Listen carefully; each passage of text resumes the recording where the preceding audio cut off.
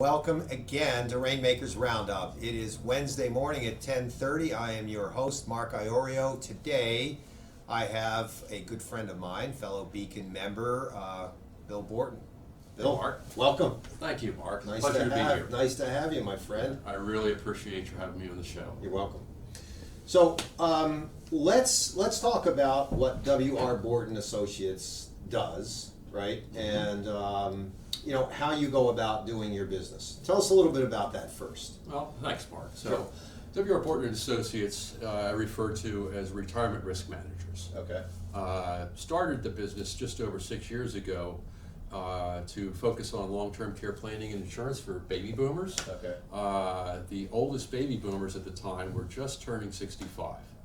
And the big statistic that gets thrown around is 10,000 boomers turn 65 every day.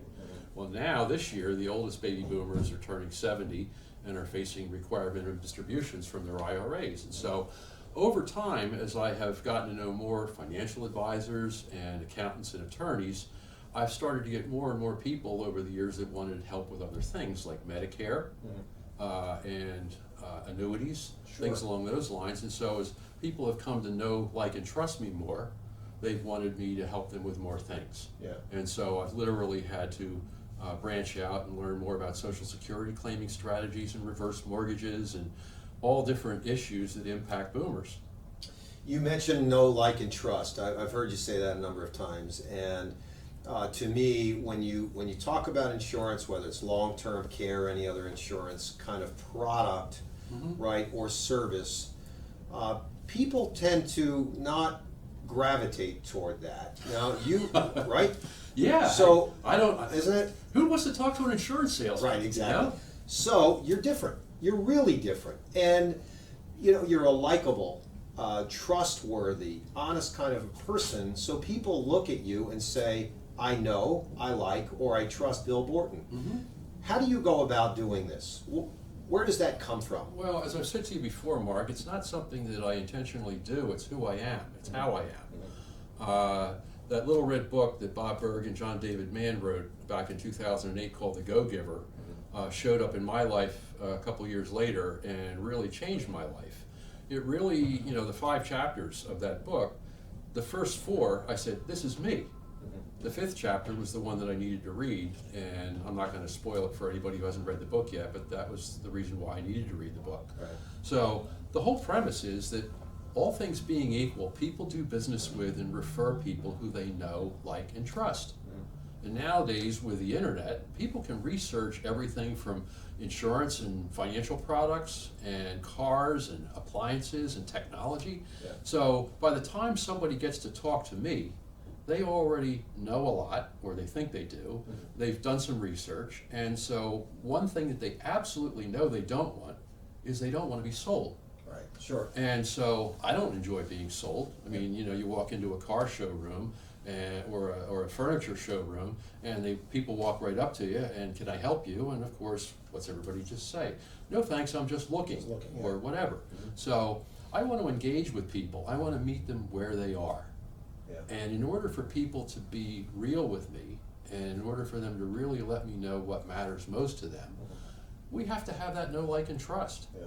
And so it's important to get that established as early as possible. So the services that you provide, you're helping people. You're getting people to the point in life where they can live comfortably. Talk about how you go about that in your. This is all, Rainmaker's Roundup is all about sales and marketing. And as I've told you before, the most difficult things to sell, products or services, are things that are of interest to me, to us. How do you go about doing that? When people look at products, insurance products, let's say, or a thing like a reverse mortgage, or dealing with Social Security as things that they don't want to talk about. Right. Well, I mean, who wants to talk about death, dependency, disability, old age, frailty, cognitive impairment? Who wants to talk about that stuff? But if somebody doesn't, then we have a whole generation of people that are going to have a problem, or at least a good segment of them. And so I want to create a way that people can feel comfortable talking about these things. So I try to inject a little bit of humor into it, which is not easy. But again, I try to start off by meeting people where they are. And I need to know what matters most to them about their own situation, about what matters most about their family, Yeah. and what matters in their business or their community. My clients tend to be boomers who are no longer doing everything for their kids, who have managed to accumulate some measure of wealth, typically 1 million, maybe 5 million, in that range, are most of my clients. Sure, sure. And they feel like they may have enough, but they're not sure, and they don't know how long they're going to live. And they probably have some kind of an attorney relationship. Maybe somebody did wills for them. Maybe they have an accountant who does their taxes. Yep. If they have a business, maybe they're more of an advisor. And then they have some kind of financial person.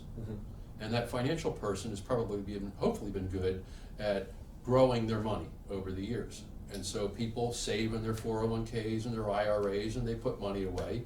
And at some point, though, that all has to shift from accumulation to what's known as decumulation.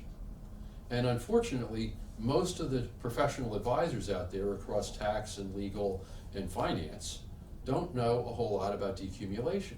Yeah. And so that's kind of where I've ended up becoming a specialist. Yeah. So your database is big. I mean, your universe of prospects, let's say, for lack of a better term, is pretty large. I mean, baby boomers, there's millions, tens of millions Sure. around. How do you go about finding the right audience? Combination of a lot of things. Okay. I've spent the last 6+ years focusing intentionally on developing relationships with the trusted advisors to my prospective clientele. Okay. And the majority of that focus has been on fee-only investment advisors, either registered investment advisors, known as RIAs, or trust companies. And these are folks who manage money, do financial planning, basically advise people, but don't sell them stuff. They tend not to have licenses to sell products and so forth. They're true advisors. And I like to think that because they don't sell product, and I do technically, that they need me. However, they need to know, like, and trust me in order for me to work with their clients. Yeah. In about 30 seconds, we're going to take a break, and when we come back, we're going to continue to talk about that, because for me and from my mind's eye, that helping other people and not selling products is going to be key. So we'll be right back. Thanks. Welcome back to Rainmaker's Roundup. I'm your host, Mark Iorio, and my guest today is Bill Borton from W.R. Borton & Associates. And Bill, before the break, we were talking about how you go about finding clients, and we were talking about you working together with trusted advisors, financial advisors and stuff. Can you talk a little bit more about that, and then elaborate, if you will, on how else you find your clients? Sure.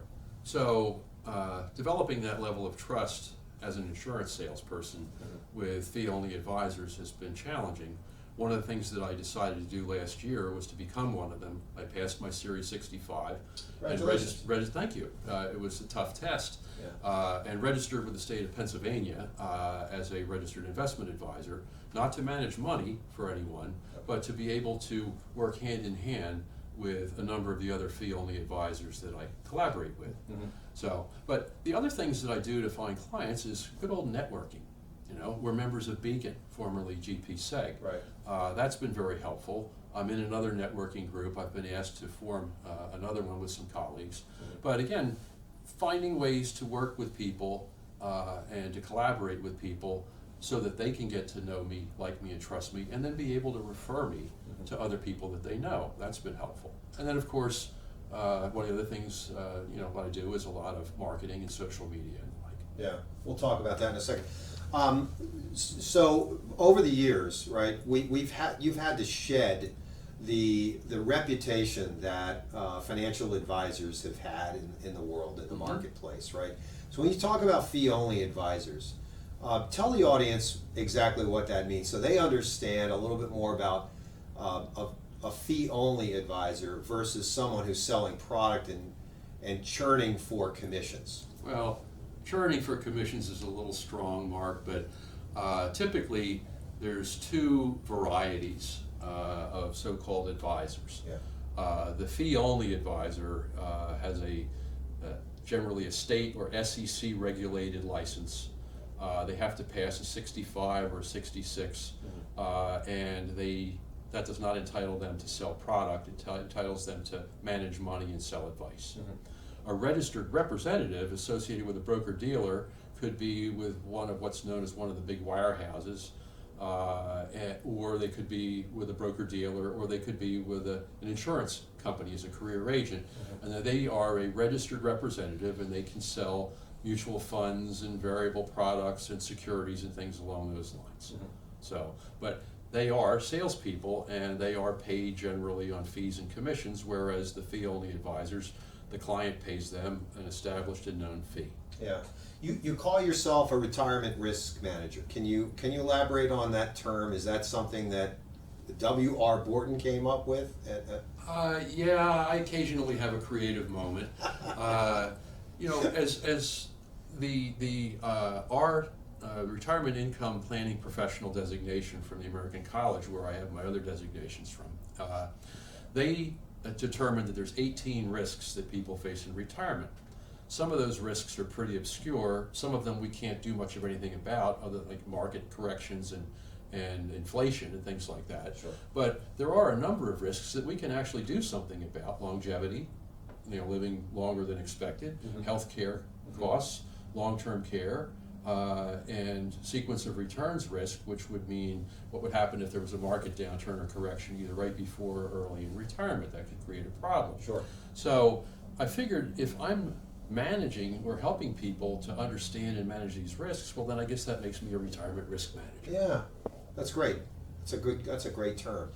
So just real quick, if you can, when you talk about fee-only advisors, just tell us what that means in terms of, you have a portfolio, I would imagine, right?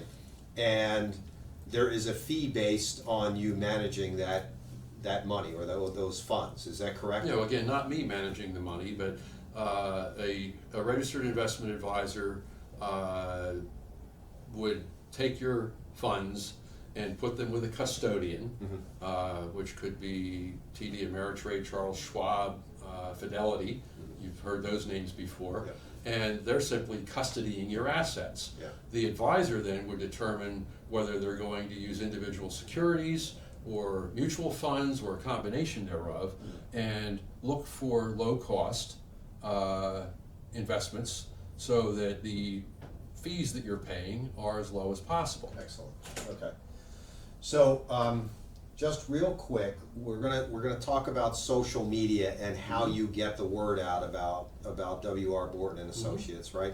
And then we're gonna take a quick break, come back to that in a second. So let's talk about that for maybe a few seconds here. Okay. Well, I've been on LinkedIn since the very early days, Mark, and so I'm a big proponent of that platform.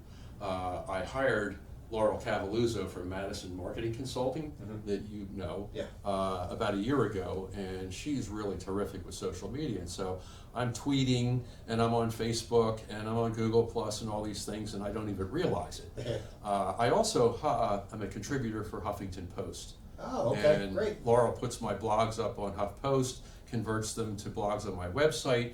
She pushes them out through social media. I push it out on LinkedIn, and that gets quite a bit of attention. Wow, great. All right, we're going to take about a minute break here and have our sponsors pay for our station, and be right back with some more about insurance and long-term care with Bill Borton. Thank you. You have a story? Welcome back, ladies and gentlemen, to Rainmaker's Roundup. I am your host, Mark Iorio. I'm here with Bill Borton from W.R. Borton and Associates. Right before the break, Bill, we were talking about the other ways you get out to clients, and you said you hired Laura Cavalluzzo from Madison, right? And she does a lot of your social media posts. You're writing for Huffington Post. What other kinds of things are you doing? Well, things like this. Yeah. You know, our good friend Alcini had me on CEO Chat back in the spring, and I hired a video guy. Laurel made what are known as bookends. The back end was my contact information. The front end was a question. And then there were anywhere from 90-second up to maybe 3-minute segments of the interview that I had with Al and Joe Asamundi that I then push out also on social media, and also include them in my e-newsletter, Yeah. which we send out about every 4 to 6 weeks. What kind of traction are you getting? How do you feel about you write articles on Huffington Post, you're out on LinkedIn quite a bit, Google Plus, Twitter, I don't know if you're on Facebook or not, but. All of them. Yeah. So what kind of responses are you getting? Are you getting traction? Well, I'm getting traction, yeah, but it could always be better. Of course, you know? yeah. I mean, when are we ever satisfied? You're not. You know, there's so many people who I can help, and when is there a good day to have the conversation? Really, Yeah. when is there a good day to open up all these issues that hopefully aren't going to happen? Yeah. Well, I can't answer that. Former sales coach of mine always used to say, try to bring future pain forward. And in the world that you're in, trying to do that is often difficult. It's a real dicey proposition. Yeah. There's a very fine line Yeah. between the call to action and getting people engaged, and I guess hitting a nerve Yeah, and having them back off. sure.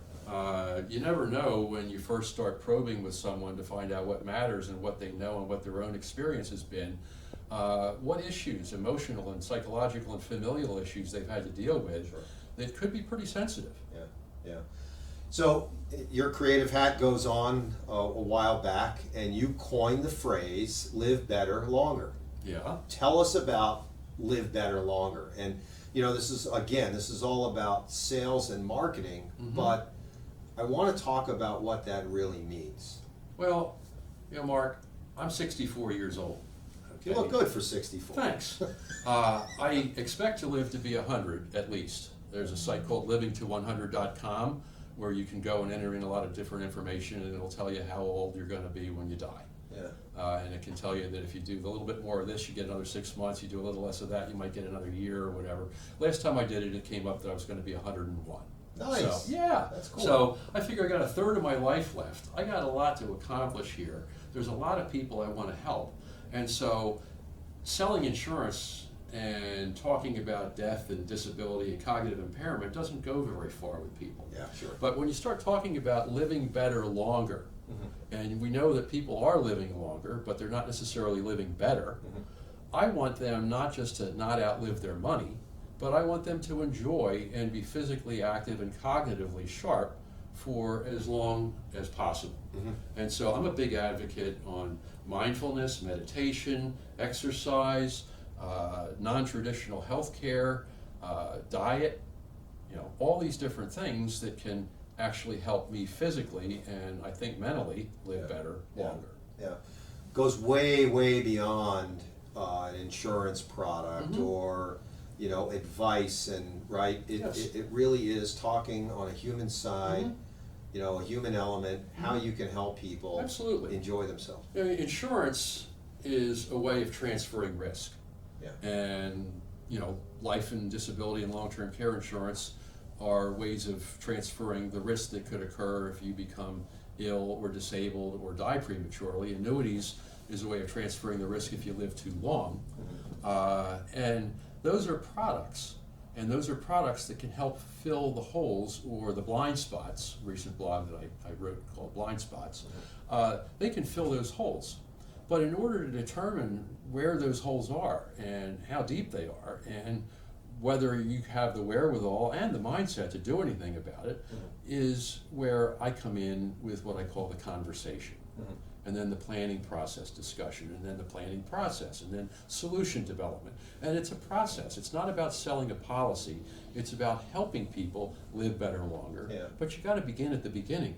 Sure. So you meet with a couple, you meet with a family, you meet with a person, and you go through this process. Are there a series of? I'm sure there's a series of questions, and you do a deep dive on what people are really interested in. And from most people's perspective, most people are not thinking about that, are they? No. And most often people come to me because something has occurred in their life. Maybe they've just gotten through a caregiving situation with an older relative. Maybe the friend or coworker was doing the same. Maybe somebody had something happen earlier in life than anybody would have expected. In other words, again, there was something that occurred.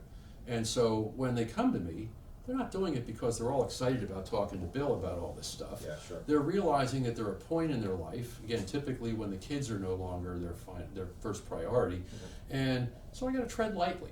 Yeah. And again, this is where I come back to find out what matters and what they understand and what they don't understand, and frankly, why are you here today? What was on your mind when you decided to take a meeting with me? Yeah, yeah. So I think over the course of time, you're unique. You go about this process in a different way than many of the folks that are out there doing what you're doing. You're, as I said earlier, you're a trustworthy, likable, honest individual, and what you're looking for is trying to help other people, live better longer, and I just find that to be so much more refreshing than finding a salesperson who wants to sell you a product. Well, thanks, Mark. You're welcome. I mean, there's tons of insurance people out there that can sell you a product, but are they independent, or are they a career agent with one company where they say they can broker any product but they don't? Yeah. Are they putting your interests first? As a fiduciary now, as a Series 65 registered investment advisor, I'm a fiduciary. Yeah. I have to do what's in my client's best interest. Yeah. And so, plus I've never learned how not to be that way. Yeah, sure. And so it's just who I am, and it's how I am, and so I guess that's part of what makes me unique. That's terrific. It's been a terrific and very quick 30 minutes. Thanks. I really appreciate Time you being flies when here. you're having a good time, Mark. Would you be kind enough to tell the audience how to get in touch with you? Absolutely. W.R. Borton and Associates, we're located in Marlton, New Jersey. You can reach me at 856-617-6100. 817-6100. You could get me at bill@wrborton.com. You can find me on LinkedIn, Bill Borton, or you can go to wrborton.com, which is my website. Any of those ways you can find me, and I'd be happy to have the conversation with you. Thank you, sir. Thank you, It Mark. was a great, great half hour. Thanks so much. Ladies and gentlemen, we will see you next week on Rainmaker's Roundup. Have a great week.